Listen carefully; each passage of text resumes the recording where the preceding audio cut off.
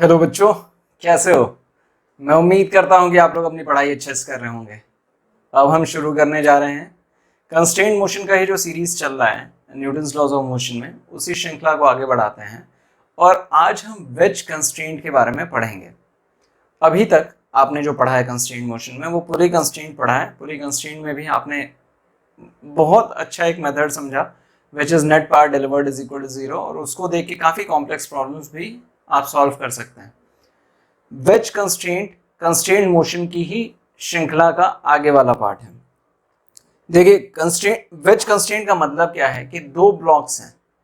Assume करते हैं कि इस तरीके के दो ब्लॉक्स हैं, एक ब्लॉक ऐसे है और एक और ब्लॉक ऐसा है जो उसी से लगा हुआ है एग्जैक्टली ऐसे, और दोनों एक सरफेस पर रखे हुए हैं। अब आपसे पूछ दिया जाए कि अगर हम एक फोर्स इधर अप्लाई करते हैं F, तो इस ब्लॉक का मोशन इस ब्लॉक के मोशन के ऊपर डिपेंडेंट है ना या नहीं है। ये किस एक्सेलरेशन से आगे बढ़ रहा है वही डिसाइड करेगा कि ये बॉक्स किस एक्सेलरेशन से आगे बढ़े। ये किस वेलोसिटी से आगे बढ़ रहा है वही डिसाइड करेगा ये बॉक्स किस वेलोसिटी से आगे बढ़े।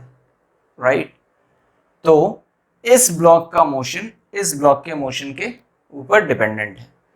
अब हमेशा ये दोनों बॉक्सेस एक दूसरे के सरफेस के साथ बने रहें, एक दूसरे के सरफेस के साथ बने रहें, या मतलब ये बॉक्स और ये बॉक्स का ये जो कांटेक्ट सरफेस है, this is the contact surface, ये हमेशा ऐसे बना रहे।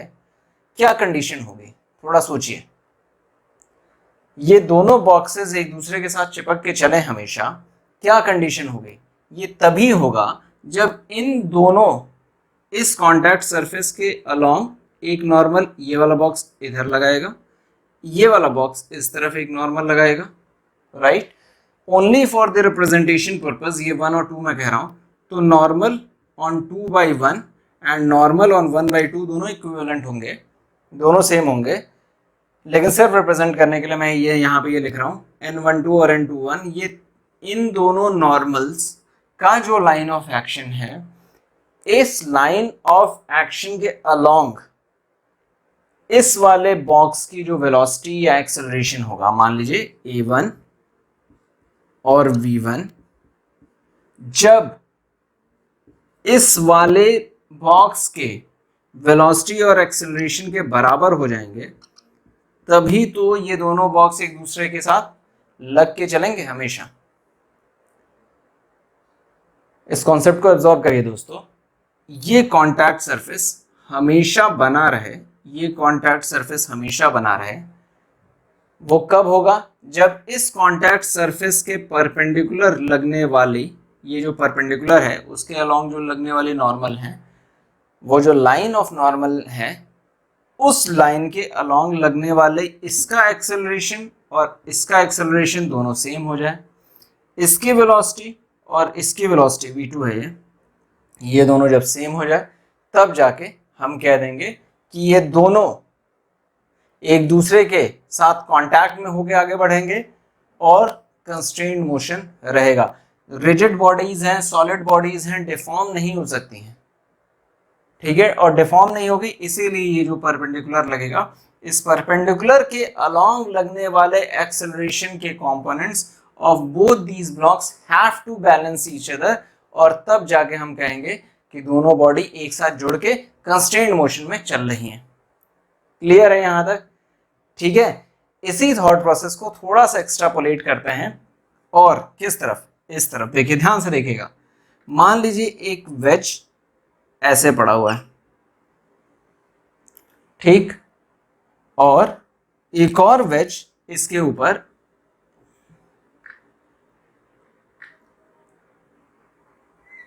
ऐसे पड़ा हुआ है। अब ये स्ट्रेट लाइन है ऐसे, ऊपर वाला का ये जो वेलोसिटी है, मान लीजिए वेलोसिटी v1 से ऊपर आएगा, जब ये ऊपर से नीचे आएगा तो ये वाला इस तरफ मूव करेगा v2, ये ब्लॉक 2 है, ये ब्लॉक 1 है। ठीक। अब ये कांटेक्ट सरफेस हमेशा बनी रहे, ये कांटेक्ट सरफेस हमेशा बनी रहे, इसके लिए सेम यही कंडीशन इधर भी लगेगी। क्या कि इन दोनों सरफेस के अलोंग नॉर्मल क्या है, ये नॉर्मल ऐसे लगाएगा, ऊपर वाला नॉर्मल ऐसे लगाएगा नीचे, ये मान लीजिए ये 90 डिग्री है, ठीक, इधर भी ये 90 डिग्री। तो ये जो 90 डिग्री वाले नॉर्मल्स बन रहे हैं ऐसे, इन नॉर्मल्स के अलोंग लगने वाले वेलोसिटी के कंपोनेंट, जैसे इसकी v2 का वेलोसिटी का कंपोनेंट जो इस डायरेक्शन में लग रहा हो और इसका वेलोसिटी v1 का कंपोनेंट जो इस डायरेक्शन में लग रहा हो, मैं इसको थोड़ी देर के लिए इग्नोर करता हूं क्योंकि ये नीचे आ रहा है, ये इधर जा रहा है। तो v2 का वो वाला कंपोनेंट जो इस तरफ लग रहा हो, v1 का वो वाला कंपोनेंट जो इस तरफ लग रहा हो, दोनों जब बराबर हो जाएंगे तो दोनों एक साथ, ये जो कांटेक्ट सरफेस है ये बना रहेगा और फिर क्या होगा, दोनों बॉडी कंस्ट्रेंट मोशन में रहेंगी with the contact surface remaining intact, contact surface हमेशा बना रहेगा। ये बात फिर से आप लोग रुक के एब्जॉर्ब करिए। देखिए, कांटेक्ट सरफेस बने रहने के लिए दोनों बॉडी आपस में बनी रहें, इसके लिए इंपॉर्टेंट ये है कि उनके कांटेक्ट सरफेस के का जो परपेंडिकुलर लाइन हो या जो नॉर्मल लग रहे हो, उन नॉर्मल के अलोंग वेलोसिटी के जो कंपोनेंट्स हैं वो बैलेंस कर रहे हैं। इसकी वेलोसिटी का कंपोनेंट जो इस नॉर्मल के अलोंग लग रहा है, इसकी वेलोसिटी का वो वाला कंपोनेंट जो इस नॉर्मल के अलोंग लग रहा है, जब दोनों बैलेंस कर जाएंगे तभी तो वो दोनों बॉडीज एक दूसरे के साथ साथ में रहेंगी। उसी तरीके से जब ये ऊपर से नीचे आएगा, ये वाला इस तरफ जाएगा, तो ये वेलोसिटी, ये देखिए ये 90 डिग्री, ये थोड़ा सा मैं फिर से इसे रब करके आपको दिखाना चाहता हूँ। ये एग्जैक्ट, अगर मान लीजिए सरफेस को मैं और टिल्ट कर देता हूं सिर्फ समझाने के लिए, इन दोनों के बीच का ये जो सरफेस है उसको मैं थोड़ा सा और टिल्ट करता हूं ताकि आप अच्छे से समझ सकें। मान लीजिए ये कुछ सरफेस ऐसे है, ठीक, ऊपर वाला इसकी वेलोसिटी किस डायरेक्शन में है, ऐसे ऐसे, ठीक। नॉर्मल कैसे लग रहा है, नॉर्मल लग रहा है ऐसे, राइट। वेलोसिटी v1 जो है वो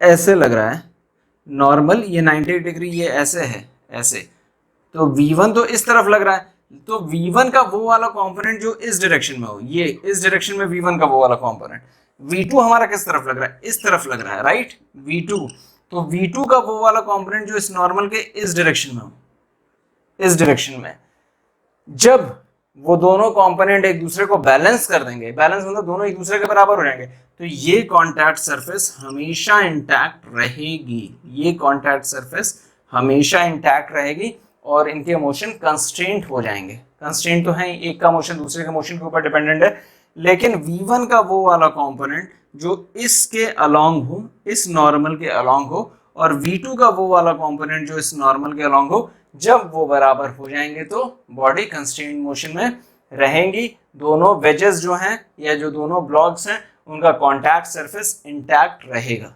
ये आपने एब्जॉर्ब किया या नहीं, ये कॉन्सेप्ट आपने 100% आपको एब्जॉर्ब करना है कि कांटेक्ट सरफेस के अलोंग लगने वाले जो परपेंडिकुलर या जो नॉर्मल्स हैं, ये नॉर्मल है, ये नॉर्मल वाली लाइन है, ठीक, ये नॉर्मल, ये वाले नॉर्मल वाली लाइन है 90 डिग्री है, तो इस नॉर्मल के अलोंग लगने वाला वेलोसिटी, ऊपर वाले बॉक्स का वेलोसिटी कंपोनेंट v1, क्योंकि ये ऊपर से नीचे आ रहा है, v1 के साथ ऊपर से नीचे आ रहा है, तो उसका वो वाला कंपोनेंट जो नॉर्मल के अलोंग इस डायरेक्शन में लग रहा है, v2 का वो वाला कंपोनेंट जो नॉर्मल के अलोंग इस डायरेक्शन में लग रहा है, दोनों जब बराबर हो जाएंगे तो बॉडी एक दूसरे के साथ जुड़ के आगे बढ़ेंगे। इसको और इलैबोरेट किया जाए, इस कॉन्सेप्ट को और थोड़ा सा और समझा जाए, मैं इस वाले पोर्शन को रब करता हूं। देखिए, ये वाला कॉन्सेप्ट आपको बार बार अपने दिमाग में रिवाइज करते रहना पड़ेगा दोस्तों कि कांटेक्ट सरफेस के परपेंडिकुलर लगने वाले नॉर्मल के वेलोसिटी के components of both the blocks have to match, दोनों को। तो चलें करें क्वेश्चन दोस्तों। देखिए कहने का मतलब ये था कि एक एंगल थीटा पे एक इस तरीके का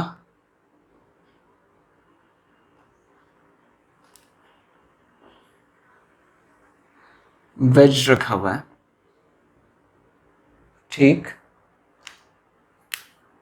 या और इजी करते हैं, इसको एकदम फ्लैट करते हैं, एक इस तरीके का वेज रखा हुआ है, उसका ये वाला छोर जो है वो टिल्टेड है, और एक और इस तरीके से इसके ऊपर वेज रखा हुआ है, ये हॉरिजॉन्टल सरफेस है, ये हॉरिजॉन्टल सरफेस है, ये भी हॉरिजॉन्टल सरफेस है, एक इस तरीके के वेज रखे हुए हैं, ये ब्लॉक 1 है, ये ब्लॉक 2 है। अब आपसे पूछ दिया जाए कि इन दोनों का एक्सेलरेशन a1 और a2 के बीच में आप रिलेशन निकाल दीजिए, ताकि दोनों का सरफेस ये ऊपर से जब नीचे आएगा, ये जब ऐसे ऊपर से नीचे आएगा तो ये ऐसे जाएगा, इस तरफ नीचे की तरफ ही आएगा। देखिए ये जब ऊपर से नीचे आएगा तो ये वाला इस तरफ इस डायरेक्शन में मूव करेगा, राइट। ध्यान से सोचिए क्या करना है आपको। नॉर्मल सरफेस ये कॉन्टैक्ट सरफेस है, इस कॉन्टैक्ट सरफेस के अलॉन्ग लगने वाले वेलोसिटी और एक्सेलरेशन के कंपोनेंट्स आप बैलेंस कर दीजिए। Very simple. देखिए थीटा डिग्री पे ये है, ये जो सरफेस है ये है थीटा डिग्री पे, राइट। ये ब्लॉक 1 हॉरिजॉन्टली मूव कर रहा है, क्योंकि ये जो है सरफेस ये वर्टिकल है, ये तो कॉन्टैक्ट सरफेस हॉरिजॉन्टल है, तो जो नॉर्मल लग रहा है ये ऐसे ऐसे है।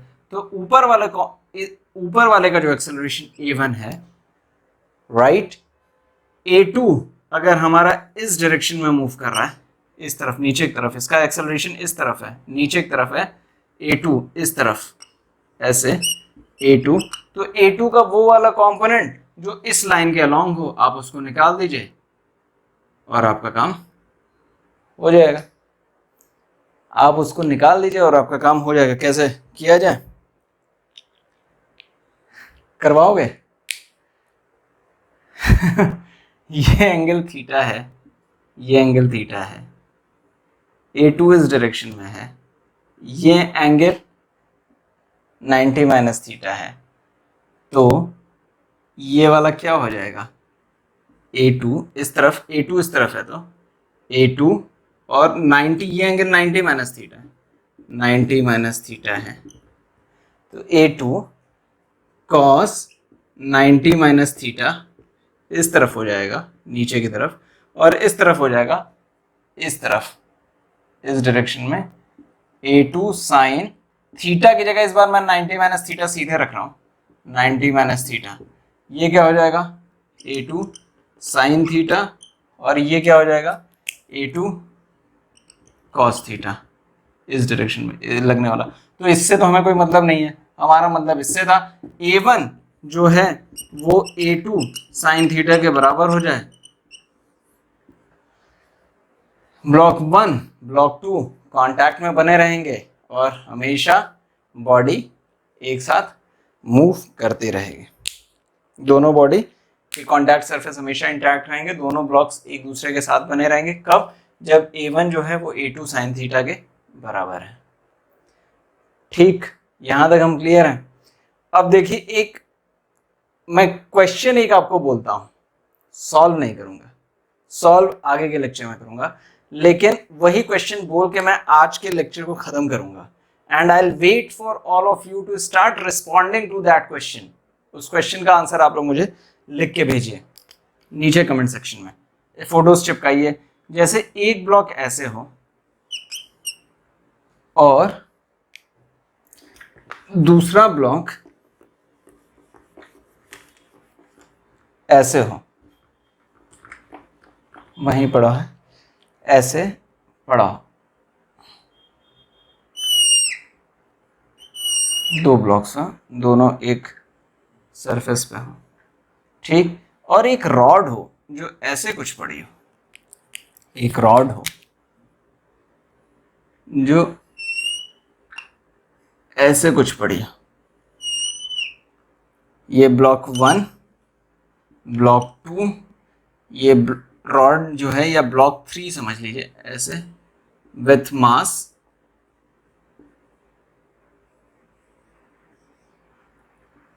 M3, M1, M2।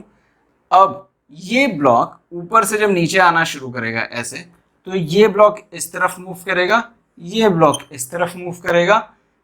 Acceleration A3, A2 and A3, A1 या A1, A2, A3 के बीच में क्या रिलेशन है?